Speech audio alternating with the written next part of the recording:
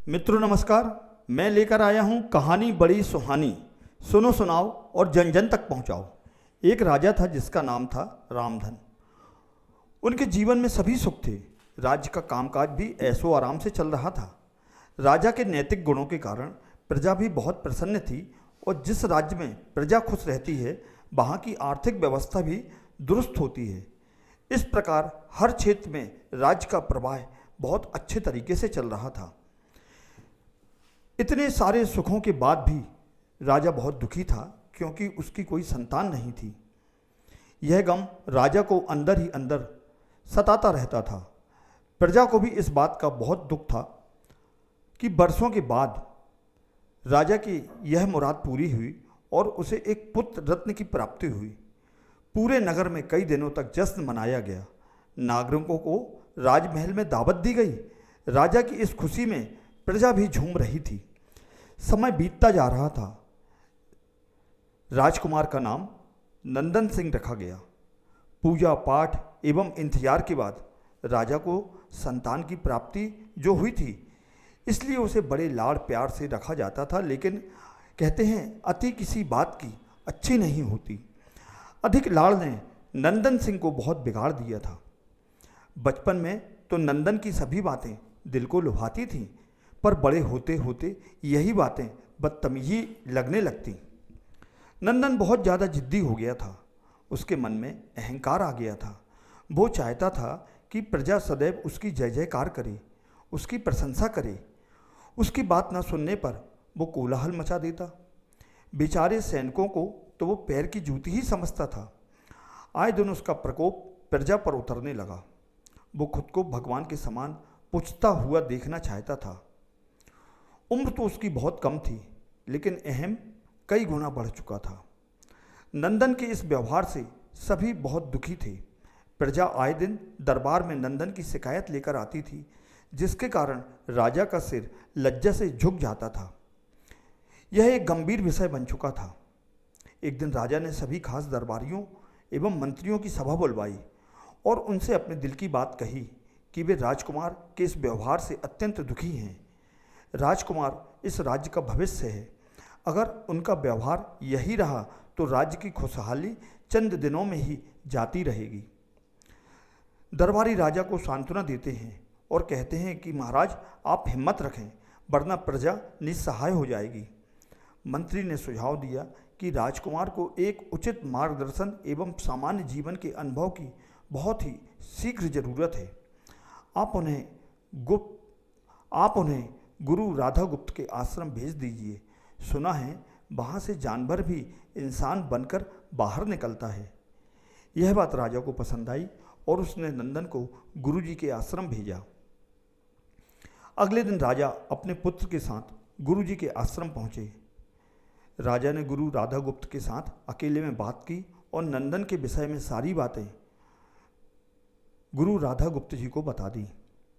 गुरुजी ने राजा को आश्वस्त किया कि वे जब अपने पुत्र को वापस लेने आएंगे तो उन्हें गर्व महसूस होगा। गुरुजी के ऐसे शब्द सुनकर राजा को शांति महसूस हुई और वे सहर्ष अपने पुत्र को आश्रम में छोड़कर राजमहल वापस लौट गए। अगले दिन सुबह गुरु के खास चेले द्वारा नंदन को भिक्षा मांगकर खाने को कहा गया, जिसे सुनकर नंदन ने साफ इनकार कर दिया।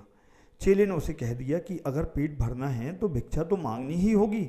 भिक्षा का समय शाम तक ही है, अन्यथा तुम्हें भूखा ही रहना पड़ेगा। नंदन ने अपनी अकड़ में चेले की बात नहीं मानी और शाम होते होते उसे जब भूख लगने लगी तो उसे खाने को नहीं मिला। दूसरे दिन उसने भिक्षा मांगना शुरू किया। शुरुआत में उसके बोल के कारण कोई भी उसे भिक्षा नहीं देता था, लेकिन गुरुकुल में सभी के साथ बैठने पर उसे आधा पेट भोजन मिल ही जाता था। धीरे धीरे उसे मीठे बोल का महत्व समझ आने लगा और करीब 1 महीने बाद नंदन को भरपेट भोजन मिला, जिसके बाद उसके व्यवहार में बहुत ही बड़ा परिवर्तन आया।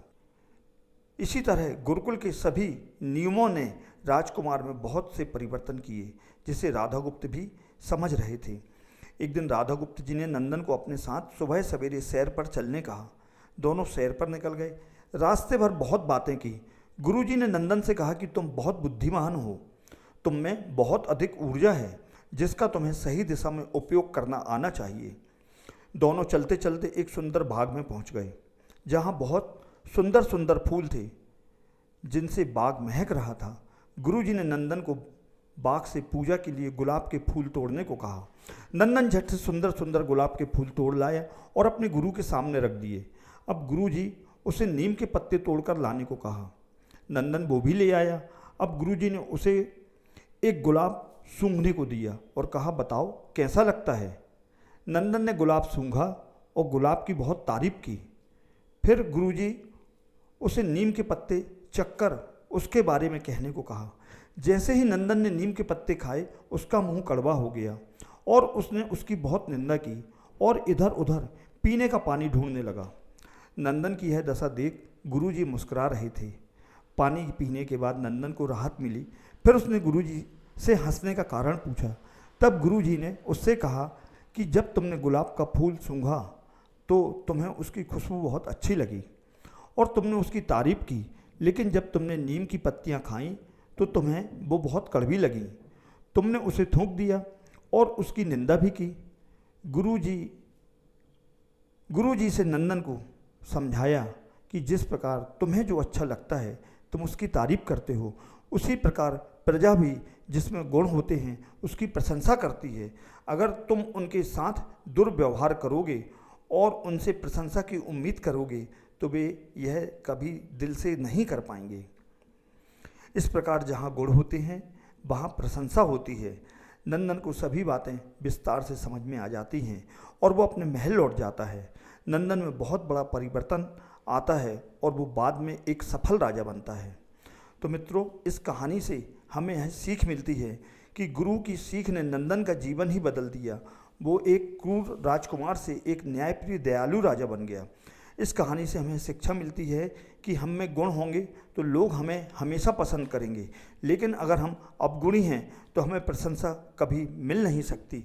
तो मित्रों, यह कहानी आपको कैसी लगी नीचे कमेंट्स बॉक्स पे अपनी प्रतिक्रिया अवश्य दें। और हाँ, यदि आपने हमारे चैनल को अभी तक सब्सक्राइब नहीं किया हो तो कृपया चैनल को सब्सक्राइब अवश्य करें। धन्यवाद।